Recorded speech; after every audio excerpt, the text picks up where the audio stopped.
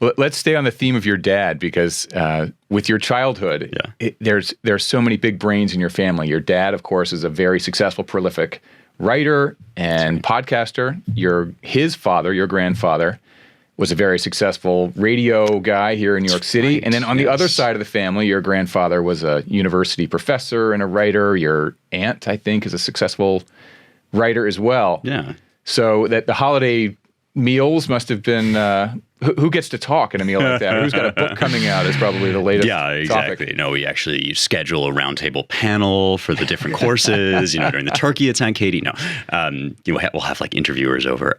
No, I mean, I was extraordinarily lucky. I always joke when people tell me I have a voice for radio. They usually actually say I have a face for radio, and then I have to say, but also a voice, right? But no, it's the only family heirloom is we all have the same broadcast voice in my family that comes from my grandfather's side. And he was kind of a zany, like, that New York Jewish sensibility. And he had that morning radio show, and he was the funny man. And it was Klaven and Finch was the straight guy. And I didn't, really get to experience this about him because I was fairly young when I really knew him well. But, apparently he would answer the phone in all these funny voices and pretend to be other people. And so I think my dad definitely picked up that side of things.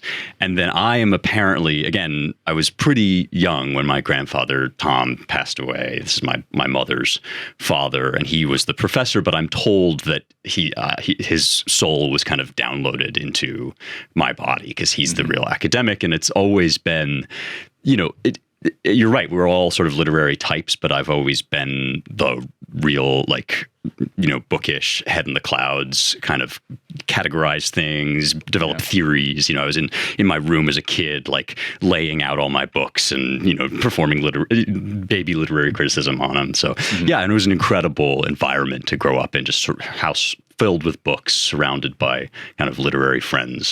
That kind of reinforced. I've read where it's less that you read the book to your kid, as the kids are really young. Yeah. It's less that you read to them, more that they see you reading, and you must have seen everybody around you reading and writing, and then you see that it's possible. You can actually have a career either in radio or writing books. Totally. It didn't even occur to me that that's a way to make money for an actual living, until I was much older.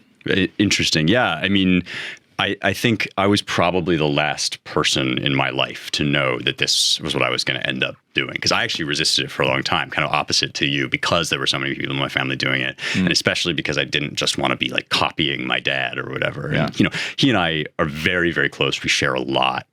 And I think that just that natural kind of teenage boy thing, I wanted to get away from anything that looked like just following in my dad's footsteps. Yeah. So I double majored in college in theater and classics, which is what I ended up studying, as you mentioned. But I thought that I was going to graduate college, come here to New York, and start auditioning to be an actor, which was a terrible plan. And you do have the theater voice. I mean, I think only Mike Rowe can compete. You definitely have a better voice, even than your dad, who's terrific. But I got it from my you and Mike Rowe, I think, are the top two voices who've been on the show so far. I appreciate that. Thank you. It's we all, like I said, we all kind of have the same voice. But I went to theater, so I did the training, and I went to England, and did some Shakespeare for a while, where basically all they just teach you is practice breathing all the time and like vocal production and stuff.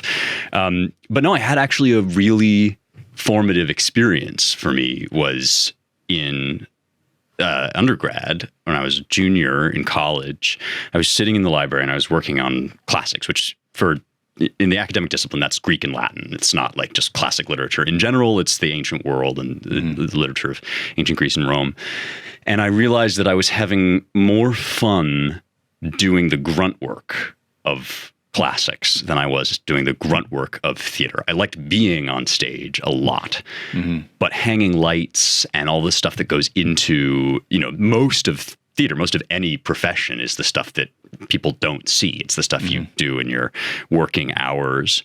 And I realized that I only liked kind of the end result of that in theater, but I actually just loved the process in literary studies. And even if nobody ever saw anything I did, I still felt like there would be joy in it for me. And that's kind of been a major, shift in my thinking about how to choose these sorts of things.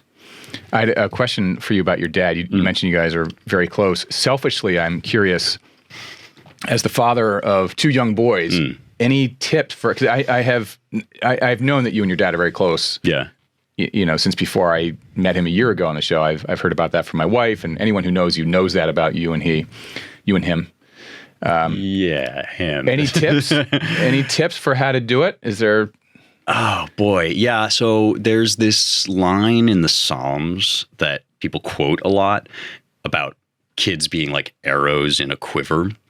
And people say this meaning like, because the line is, oh, the happiness of the man that has filled his quiver with these arrows. So people usually quote this just to mean like, have a lot of kids, right? We really want to build big families and all of that.